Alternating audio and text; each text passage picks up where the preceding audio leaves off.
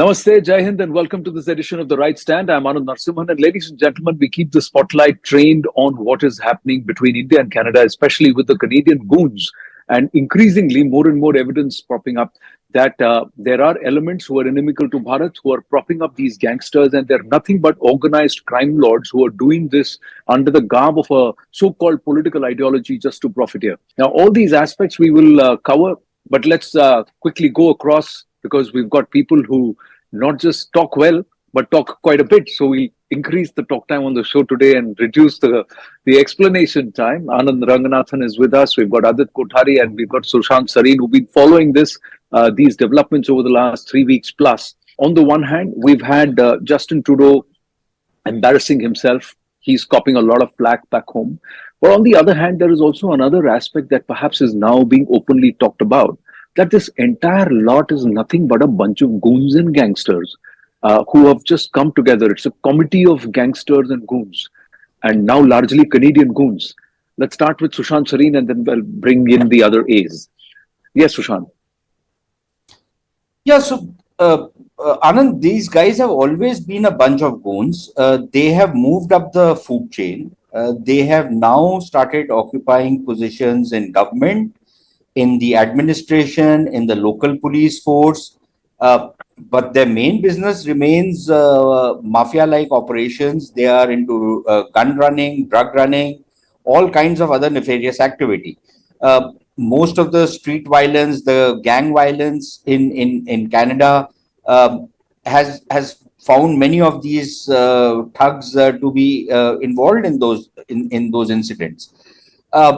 And yet, these are the very same despicable elements who now it transpires, in the case of Nijjar, for example, he was in constant communication with the Canadian Intelligence Service, CSIS. Yes. And his son claims that for the last many months, the CSIS guys were meeting him once a week, sometimes even more in a week. And why were they doing that? What was the reason? Why would they be going and meeting a plumber so many times? What were they trying to get out of him? Obviously, were they coordinating some kind of operations? And then you have to start asking very serious questions. Was he an asset of CSIS?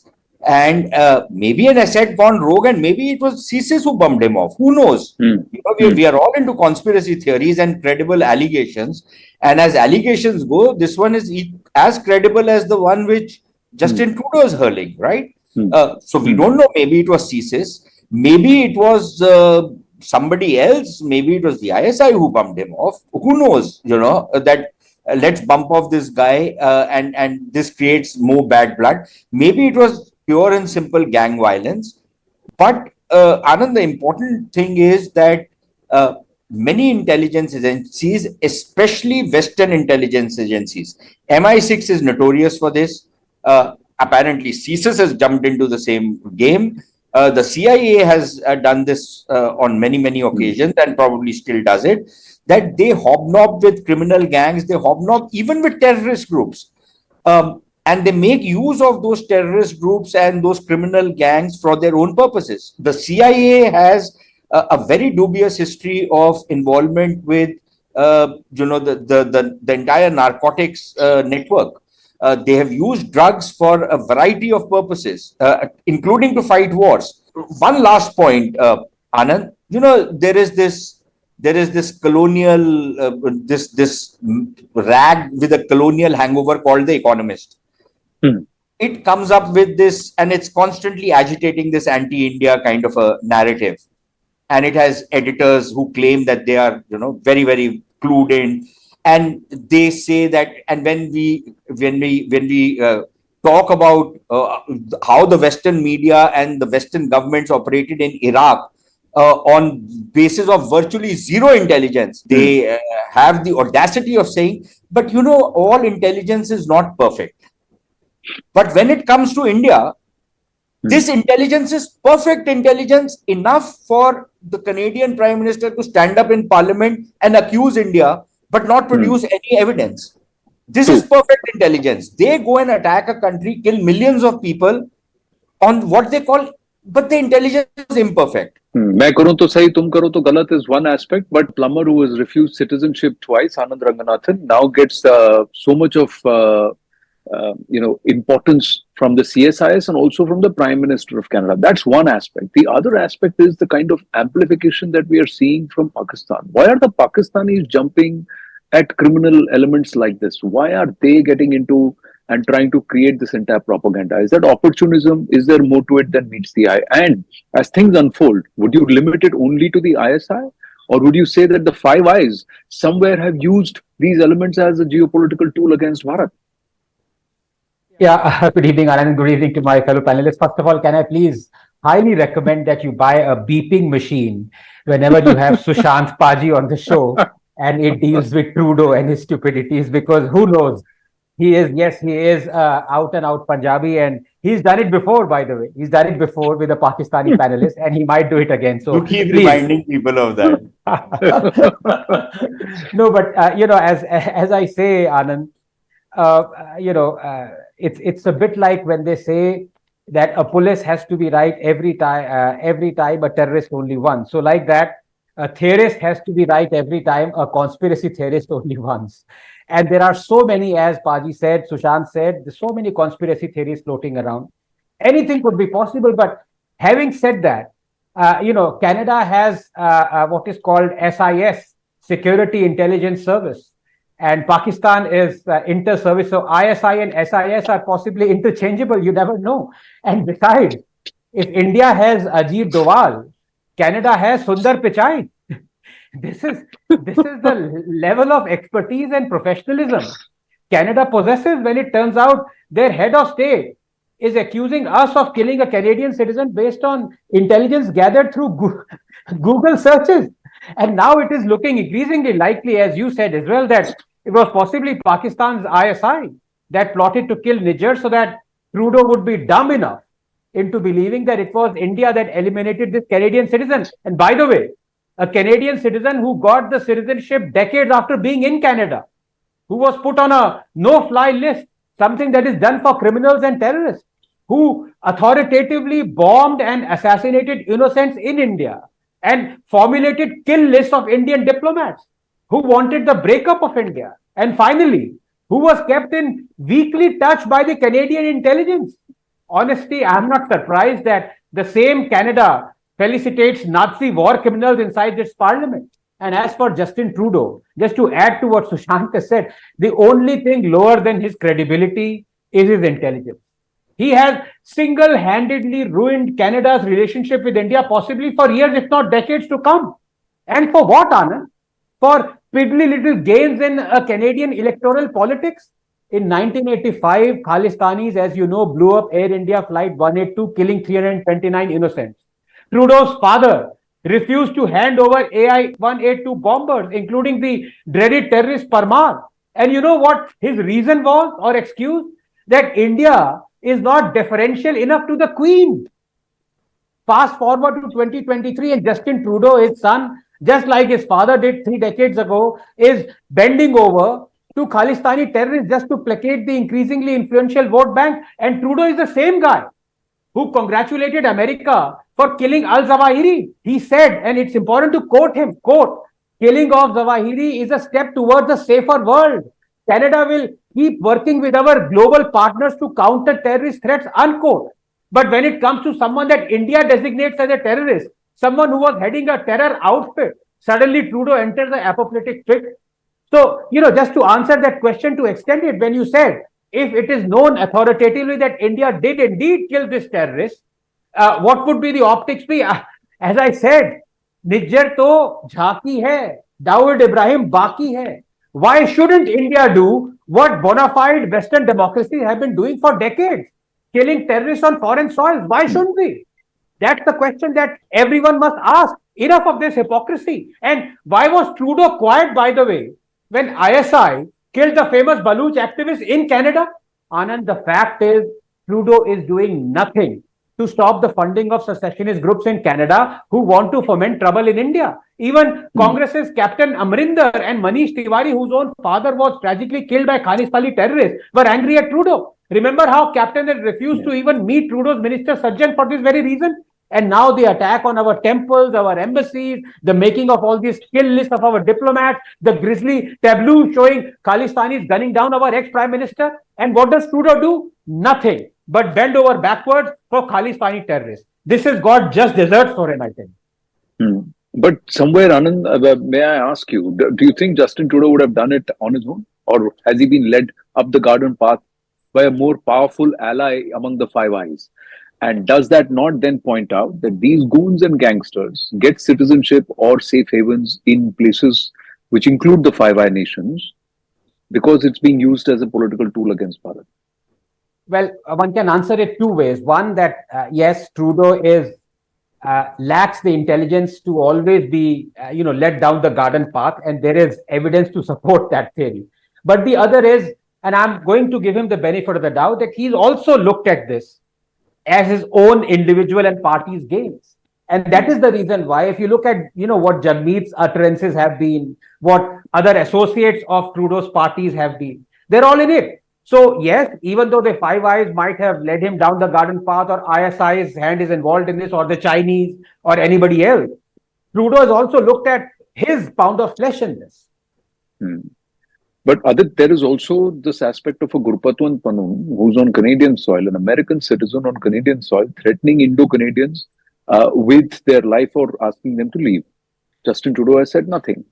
The responses of this entire goon threat and this entire business, organized crime business in the UK from Rishi Sunak is very different, based on a report that came in internally within UK, compared to how Canada has reacted. So how would you read the situation, Adit? And would you blame the ISI solely for all of this? Or somewhere do you think that even Bharat and its government has perhaps been a little lax in allowing a free run for these gangsters to run their organized crime business and network from within jails, from all around here? The crackdown has started since August 22, but has enough been done closer home?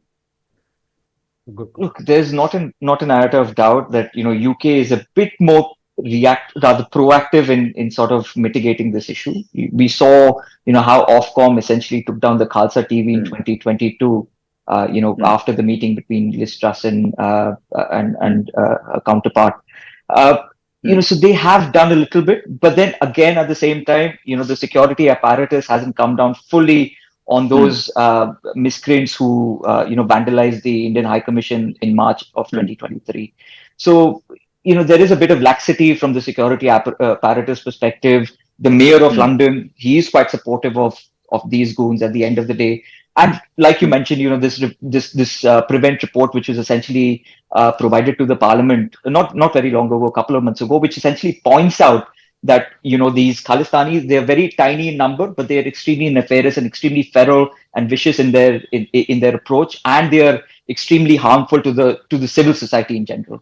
But going back to the ISI subject, this is where I'm going to take over Sushant Paji's seat. We have to provide a bit of context to the ISI angle. So this was, we'll have to go back to 1971, where, Pakistan has badly been defeated and they've realized that they cannot actually win a conventional war against India. So they come up with this plan called Operation Topak.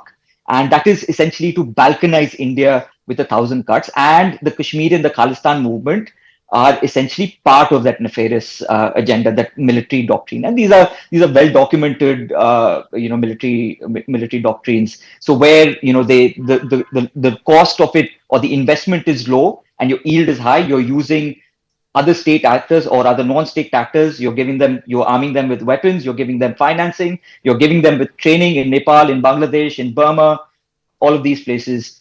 So one particular role that was essentially played here was by a gentleman called Jagjit Singh Chauhan, who met Bhutto in 1972. This is, when Bhutto is still negotiating the peace deal on the Shimla agreements. And that is the point where they are actually negotiating how to build up the Khalistan movement, how you can essentially use Nankana Sahib as the door to Punjab to sort of, infiltrate into Indian Punjab and, create ruckus. Now let's forward this, to contemporary times. The links with Pakistan are very well established. You've had gangsters like Lakhbir Singh Landa, Goldie Brar, Arsh Dalla. All of these people have established link with ISI? What are they doing in Canada at the end of the day?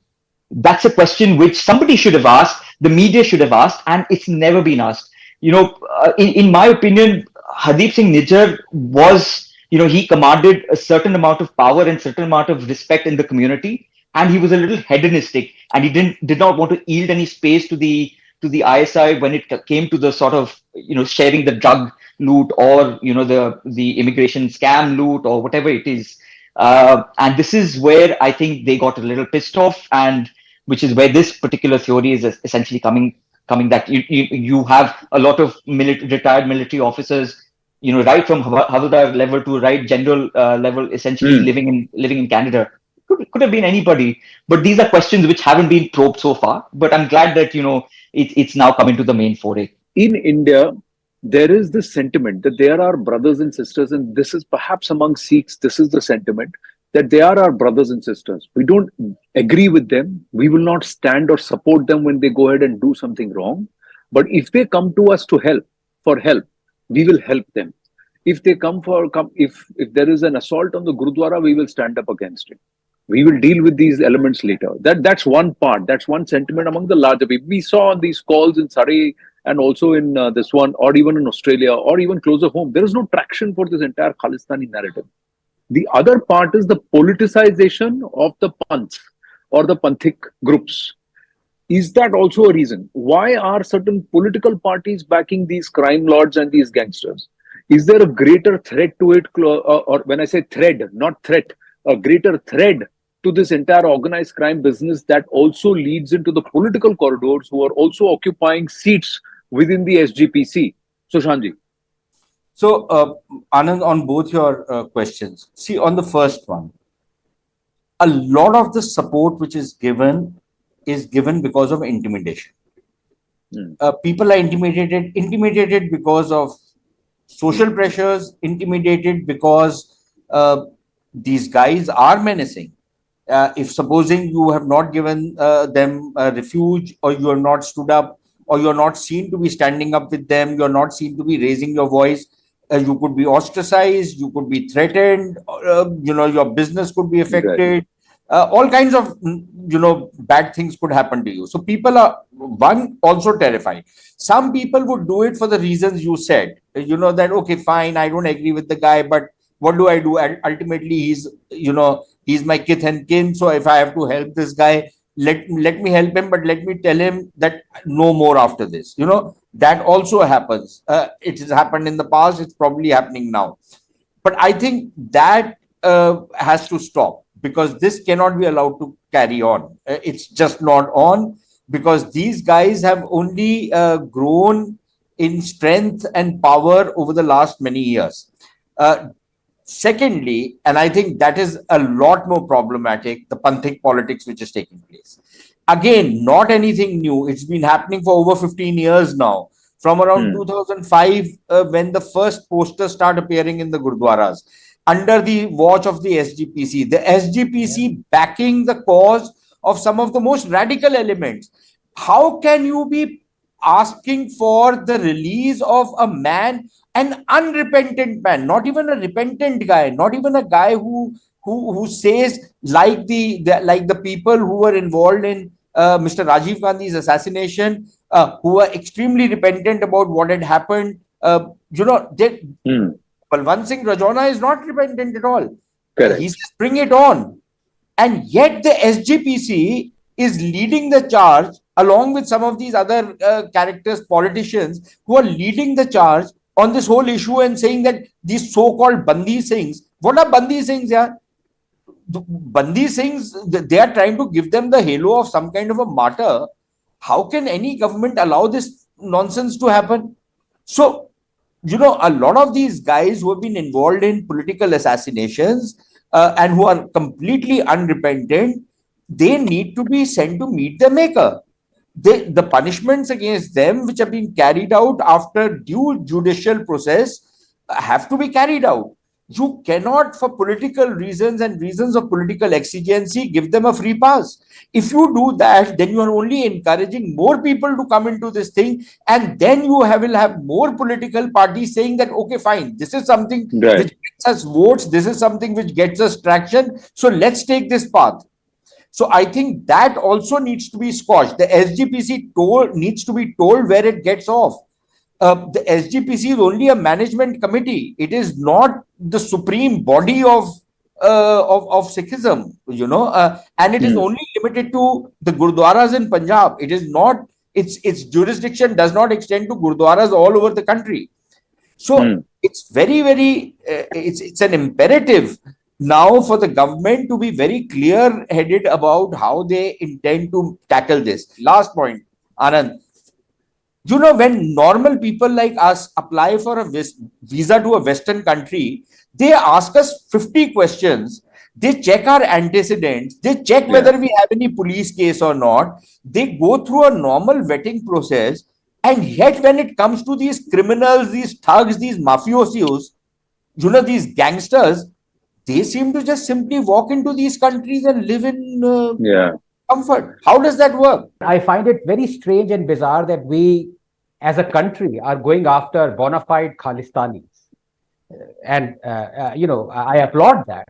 But at the same time, we have, as a member of parliament, someone called Simranjit Singh Mann, who openly is a Khalistani and advocates for Khalistan. So I want to ask the two experts here, Adit and Sushantji, should Simranjit Singh Mann be an MP, a member of Parliament of India? Yes or no? No, unambiguously no. But unfortunately, under the current rules of business, he took an oath on the Indian Constitution, and only after that he could take a seat in Parliament. Unless you change the law, what do you do?